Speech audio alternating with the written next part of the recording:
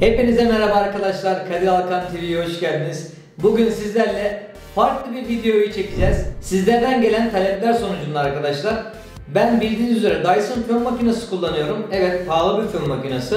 Tabii ki herkes Dyson fön makinesi kullanamayabilir. Çünkü ben salonumda mecburen daha iyi fön makineleri kullanmam gerekiyor. Profesyonel fön makinesi kullanmam gerekiyor. Sizlerden şu soruyu çok aldım arkadaşlar. Bizde ucuz fön makinesi var. Bu fön makinesiyle sen fön çekebilir misin abi? Nasıl ben işte fön çekeyim? Sen hep iyi fönlerle çekiyorsun. Ondan dolayı saçların öyle güzel oluyor diyorsunuz. Ama bugün ben de size şöyle bir şey yaptım. 39 liraya fön makinesi aldım arkadaşlar. Vallahi ben de bilmiyorum ne kadar. İlk defa şu an karşınızda fön çekeceğim. Ama ne kadar iyi, ne kadar kötü hiçbir bilgim yok. Şu an yemin ederim ilk defa sizle beraber fön çekeceğim.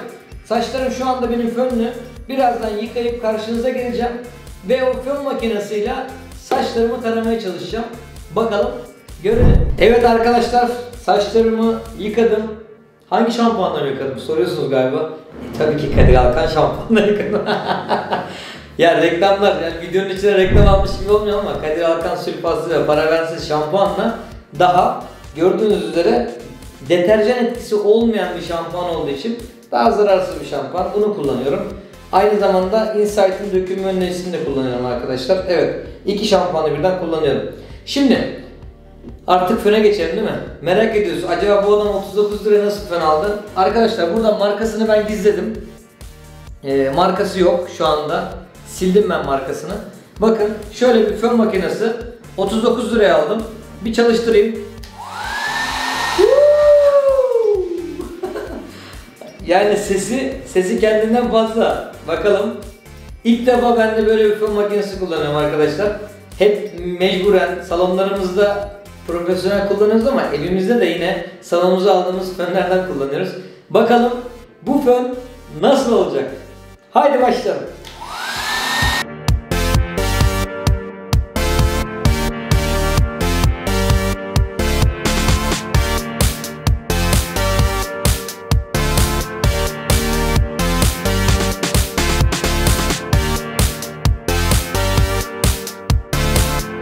Bakın arkadaşlar, şu an yaptığım icraat ne biliyor musunuz?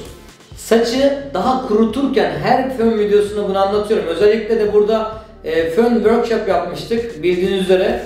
Bahçeli Evler salonumuzda. Burada da kartı sağa sola bir yere koyalım.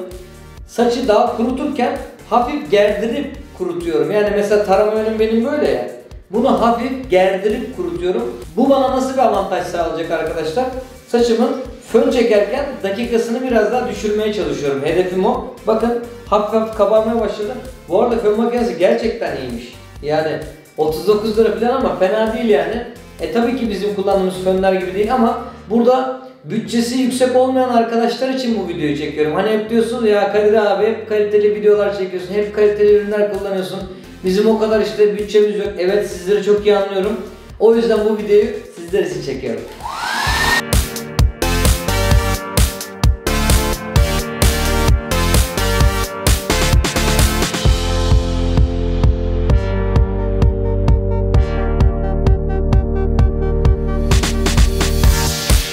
Evet arkadaşlar, şimdi fırçaya başlıyoruz.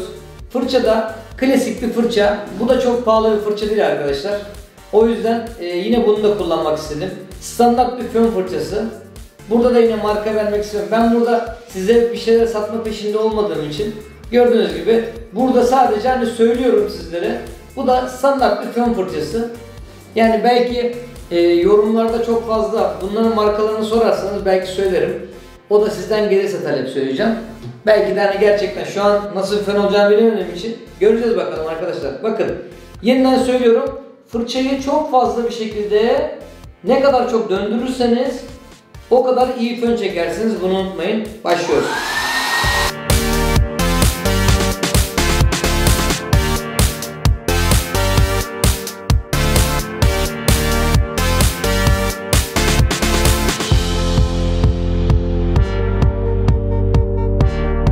Arkadaşlar yine fön taktiklerinde bunu söylüyoruz ama yeniden söylüyorum. Saçınızı sola taramak istiyorsanız ilk önce sağa doğru fön çekin, sonra saçı sola doğru alın. Bu da size hacim katacaktır.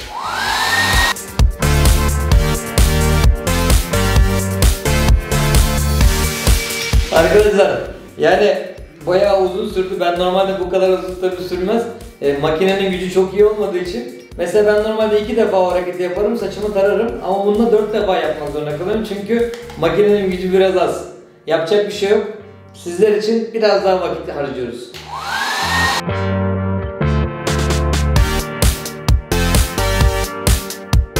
Evet arkadaşlar, ne diyorsunuz?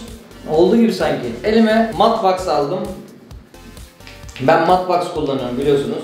Çünkü neden Matbox kullanmam gerekiyor? Benim gibi ince telli ve saçları çok sık olmayan kişiler neden Matbox kullanmalı? Çünkü jöle ve ıslak waxlar saçınızı birbirine yapıştırır ve daha seyrek gösterir arkadaşlar. O yüzden ben Matbox kullanıyorum.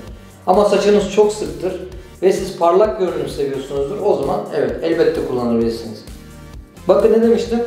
İlk önce sola tarayacağım saçı, ilk önce sağa tarıyorum. Sağa doğru, wax'ını bile sağa doğru sürüyorum.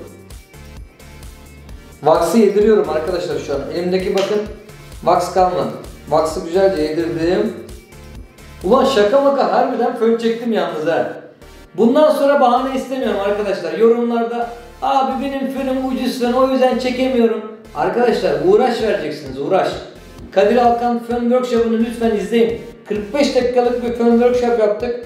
Orada 50 kişiyi salonumuzda ağırladık. Ve bu arada yorumlara da yazın. Eğer fön workshop istiyorsanız, yeniden istiyorsanız arkadaşlar bunu da yazın. Hem bir buluşma gibi yapalım, hem de dediğim gibi sizlere fön çekmeyi öğretelim. Ne dersiniz? Bunu lütfen yorumlara yazmanızı istiyorum. Eğer çok talep gelirse bunu değerlendireceğim. Ve salonumuzda sizleri ağırlayacağız. Aynı zamanda da ücretsiz de fön çekmeyi öğreteceğiz. Nasıl? Hadi bakalım. Arkadaşlar fena yapmadım sanki ya. Ne diyorsunuz? Vallahi oldu. Demek ki imkansız diye bir şey yoktur. Sadece biraz zaman alır. Bakın benim sloganlarımdan biri budur. Gerçekten onu çok kullanırım. Spreyi nasıl kullanıyorduk arkadaşlar? Bunu güzel öğrenmişsiniz. Yorumlarda falan yazıyorsunuz. Çok mutluyum o konuda. Adam yazmış abi sinek ilaçlar gibi artık sprey sıkmıyorum yazmış.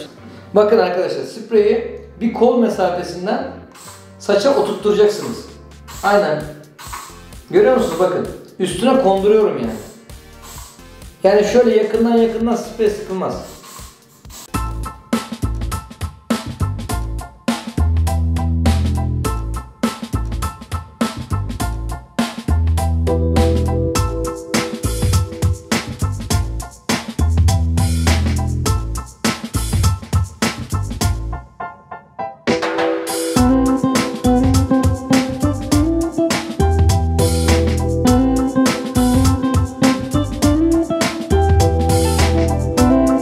Evet arkadaşlar, umarım bu videoyu beğenmişsinizdir ve bu video sizler için faydalı bir video olmuştur. İyi ki izlediniz, iyi ki varsınız. Bu videoyu beğendiyseniz beğen butonuna basmayı, kanalımıza abone olmayı ve yorum yapmayı unutmayın. Zili de basın, zili de açın ki sizlere video geldiği zaman hemen ileti gelsin. Hepinizi çok seviyorum. Allah'a emanet olun. Görüşürüz.